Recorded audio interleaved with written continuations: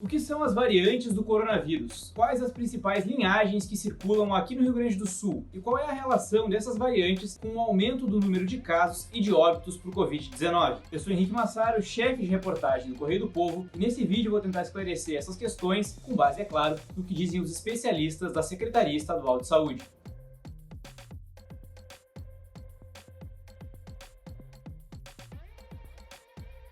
Ao todo, 20 variantes ou linhagens de coronavírus circulam aqui no Rio Grande do Sul desde o início da pandemia, em março de 2020. Algumas delas são mais preocupantes do que as outras. Mas antes disso, vamos tentar entender, afinal de contas, o que é uma variante do coronavírus. Uma variante é resultado de mutações, um processo natural dos vírus. Essas mudanças podem não ter relevância, mas elas são importantes quando acontecem em regiões específicas dos vírus. No caso do coronavírus, essas linhagens que existem carregam mutações ocorridas na chamada proteína spike, que é o que se liga nas células humanas e causa infecção. Na medida que essas variações vão ocorrendo, a forma como o vírus se liga na célula pode se tornar mais eficaz. Isso aumenta a transmissibilidade e também diminui a ação dos anticorpos, o que faz com que a doença se manifeste de forma mais grave. Para entender de uma forma mais simples, a vacina, por exemplo, é como se fosse uma parte dessa proteína que é mostrada ao organismo.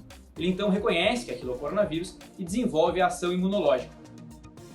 Já existem diversas variantes do coronavírus circulando. A primeira, como a gente sabe, começa lá com a linhagem A, em Wuhan, na China. Depois a linhagem B se espalha pela Europa até chegar ao Reino Unido e à África do Sul, que inclusive são duas variantes que preocupam em diversos estados brasileiros, incluindo o Rio Grande do Sul, até as linhagens encontradas no Brasil mesmo, como a P2, no Rio de Janeiro, e a P1, que foi descoberta em Manaus e apareceu pela primeira vez aqui no Rio Grande do Sul, na cidade de Gramado, no dia 14 de janeiro. Esse acompanhamento das linhagens ele é muito importante do ponto de vista epidemiológico, mas não tem como nem porquê uma pessoa tentar descobrir com qual linhagem foi infectada. Vale lembrar que o vírus é o mesmo, e o que importa para os especialistas é verificar o aumento da velocidade de transmissão. Essas novas variantes são um dos motivos que explicam o aumento progressivo do número de casos e de mortes aqui no Rio Grande do Sul. Com uma transmissibilidade mais rápida, afetando uma parcela grande da população ao mesmo tempo, pessoas sem comorbidades e inclusive não idosas estão se infectando mais e, consequentemente, morrendo por coronavírus.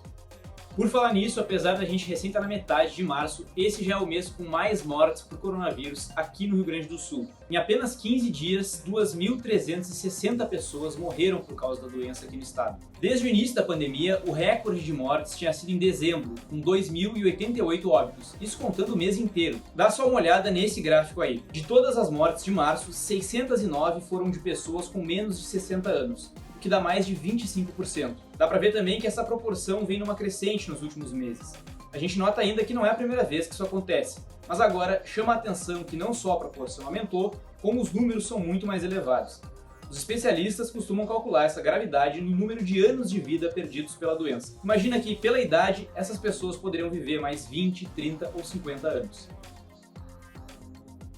Outra coisa que é importante a gente observar é o aumento do número de mortes de pessoas sem comorbidades. Dá uma olhada nesse outro gráfico aí na tela. Mais de 16% do total de mortes desse mês de março são de pessoas que não tinham doenças consideradas fatores de risco. Em junho do ano passado, por exemplo, esse percentual era de pouco mais de 6%. A maior parte dessas comorbidades presentes nos óbitos ainda prevalece nos idosos, como no caso das doenças cardiovasculares, da diabetes e da hipertensão. A obesidade e a imunodeficiência são algumas das que estão mais presentes em não idosos que morreram de Covid-19.